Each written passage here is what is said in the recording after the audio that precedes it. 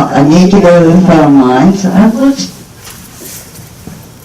phone lines, we have Keith Nordig online, who was supposed to coordinate the phone call-ins. Okay, who do we have calling in? Keep it short, sweet, and remember you can always send in the comments to rac@bu.edu. Sean Scott's here. Okay, Sean, go ahead. Sean Scott. Hi there. I spoke at the last meeting over via phone, and I submitted my statement that's in the meeting minutes from the last one in June.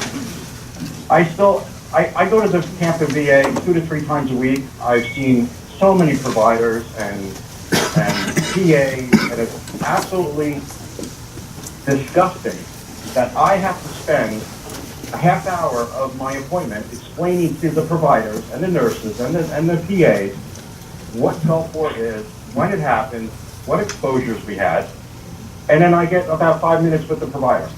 I'm just reaffirming what Denise is saying. The providers need to be educated. I've been dealing with the VA for 2 years now. I am now fed up with this. I'm going to Miami for a study with to go see Dr. Nancy. Her name doesn't ring a bell. Dr. Klein. Sorry. Thank you. I'm going to be go seeing her. Hopefully I can get some answers out of her. I've emailed with Dr. Reinhardt up there up in DC. He's emailed me back and forth a few times.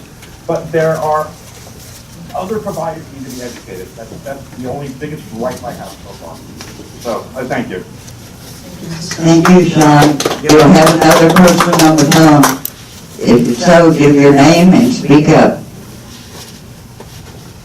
I'm here. My name is Marcia Young. Hey. I served with the 114th EVAC Hospital. September last, Secretary McDonald stated, we need to work with our allies. I have asked for 1 year if we have done that, and the answer is always no. As you can see, we collectively brought 2 of our allies here with important documentation and new information related to Gulf-4 illness. I asked the committee to forward the following to Secretary McDonald. We need to expand the research focus. The myopic view of Gulf-4 illness leaves many veterans without information, hope, treatment, or anything for their family, their future families, as you heard Glenn Stewart say. Many people have neurological problems, which is basically the #1 issue. Seizures, headaches, and others. The other thing is the pulmonary lung disorders. We could be doing pulmonary biopsies. Secondly, large-scale studies are past time. We have plenty of information to do a large-scale study. And the things that I heard at this meeting today are more excuses. There have been 30-plus mitochondrial studies. There are biological MRI documented differences in white and gray matters. The third thing is the risk centers. As Dr. Klimas stated last session, they're very selective on who they help. They're very small. And you heard here today that the majority of them are e-consults. And I agree with Dr. Klimas. We need centers of excellence, and we need teams in every VA. The VA centers themselves, I spoke with the leadership of Kansas City VA, and they're very willing to set up a center of excellence. When you have those locations of the risk on each coast, the majority of the military is in the center of the country. And so a lot of people can't make it out there, primarily because they're sick. And lastly, study travel funding. People can't pay to come to the studies, and people need help with that funding. I'd like to say that thank you to Dr. Klimas for bringing that up today. And lastly, I'd like to say, Dr. Hunt and Dr. Hauser, please, whatever you do, don't punish us all because we don't all have our phone muted. The only way that some of our doctors get educated on Gulf-4 illness is when we take this information that we hear at this meeting today back to our doctors. That's the only way they know anything about it, because the liaison, Dr. Telesinski, is either not disseminating the information to Secretary McDonald, or Secretary McDonald is not disseminating it down to the primary care providers. Thank you. Thank you. Do we have Mary Ann Parker? I know she was going to call in. Mary Ann? Okay, do I have anybody else on the phone line? Yeah, Who's, say your name loudly, please. Ed Thomas?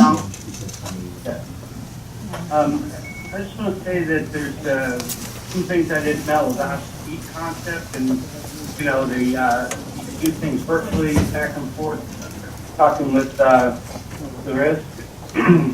that was new information to me.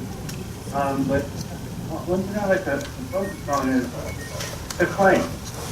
I mean, there is no reason why they shouldn't be able to, the information you give them, you know, a doctor will look at it and say, yep, he's got that, yep, it's presumptive, boom. They just deny everything. They deny it, they deny it, they deny it, and then they deny it again. This is not about claims. We don't have claims people here. So please, other items from care. That's what I was going to say was, that's part and parcel of why some people can't show up, because their claims aren't approved. And the money coming in, I'm sure that they would make the effort. Just like Julian said before about thyroid, I have growth hormone deficiency. How did I get that? Beats me. I got osteoporosis. I got IBS. I got insomnia. I got a fast heart rate. I have COPD. I have osteoarthritis, sleep apnea, you know, large prostate, nerve pain. I mean, I could have a spinal fusion in January, which is why I'm not up there today. So, I mean, I went to the VA in January complaining about back pain. So I took a bunch of x-rays. I hadn't heard anything in about 6 months. I said, geez. So I called him, get an appointment, go in there. He says, well, you have some degenerative changes in arthritis. I went and saw a civilian doctor. He goes, you need a spinal fusion because your compression fracture is tilting forward, causing your neck to fall forward. It's really weird on the x-ray when you see it. But I'm like, what kind of diagnosis is that? I'm not going to the VA for anything except some medications and my Coumadin. You know, it's just, I just can't do it anymore. I mean, it's 24 years of constantly fighting back and forth. And I can't even get the non-narcotic pain medication or just regular medications that I need for prostate and, you know, some of the other things, or insomnia. They're cutting out, the VA did such a big thing about cutting out all the pain medications that a lot of us are suffering. And that's not right. I firmly believe that the suicide rate will increase because everybody just got cut off. I had to write Dr. Clancy, and she got a hold of some pharmacist to call and say, well, how many do you need? And I said, how about 30 for 90 days? Because I do have a lot of pain every day. It's getting worse. So, but I'd like to say that there's a lot of people out there in chronic pain. I would have been there had I not had my, you know, the back problem. If I'm good to go by this time next year, I will darn sure be there. But the best I can do probably is call in. Thank you. I want to be sure we get everybody in. And we've got a definite shut off in 7 minutes. So, do I have anybody else on the phone line? Mary Ann Parker had told me she wanted to call in. Is she there? Hi, Denise. Gary Wolf here. Okay, Gary. Yeah, Gary Wolf, but, you know, I served over in Saudi Arabia. I was not there in 91, but I was there in 98. One of the exposures that I, received was the anthrax vaccines. Since exposure to those anthrax vaccines, I've had a host of problems. And one of the things I want to point out that you brought up earlier, and I think it needs to be addressed, I think it needs to be continued to looked at, is not that this is a psychological condition, but a real physical condition. A lot of these things that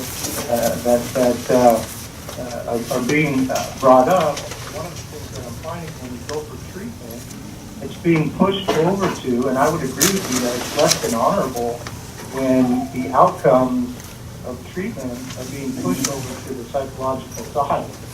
When we know that there, as Gulf War veterans and other veterans, who have been in the Gulf, are experiencing. I mean, there's a host of issues that seem to, surface that are physical and not just, psychological. So I think one of the key things that was mentioned by yourself and others is that there needs to be certainly education and awareness as it relates to our conditions. And this is actually spilling over to other individuals outside of just Gulf War 91 era. And so I'm concerned about that. And I'm also concerned about this issue that we have both deployed and non-deployed individuals with the same symptomology. I am a researcher by trade. I have a master's degree in criminal justice. My career was halted as a result of my condition. I was making a lot more money than they can pay me at 100%. And trust me, I worked my whole life to be working, and I can't as a result of the condition, as a result of the explosion. So I would just bottom line at this point, Okay. I would echo the sentiments that you said earlier and continue to focus on things outside of the realm of this psychological issues. Next. Okay, thank you. Do we have anybody else on the line? We've got just a couple of minutes left. We've got a short shut off at 5, our time. Ed Bryan. And make it short and sweet, a couple of sentences, all you got time for. Yes, my name's Ed Bryan. I'm a Gulf War veteran, 1991. I'm interested in how many biomarkers there are and how are they going to test for it. The other thing is a couple of issues I got, is the death count. No information on the death count. I believe the RAC said they were going to do something a while back, but a lot of names are changing there. The other thing is effective treatment. There's a list out there for treatments. We need to work on getting a list of treatments out, and we need to get them out to the clinic soon. Okay, Ed, I gotta let you go because you can write the email. I want to be sure if we have anybody else on the phone. All right. Okay? Anybody else on the phone? We've got maybe a minute and a half. Anybody else? Kurt Love. Okay, Kurt, speak up. You got a minute and a half. I think the risk referral process speaks for itself of the last 13 years and why it's an unheard of program. I'm ashamed of Dr. Hunt. I'm ashamed of the others, what they tried to present today. I'm very disappointed. Thank you. You're welcome. Anybody else? Kurt was short and sweet. Thank you, Kurt.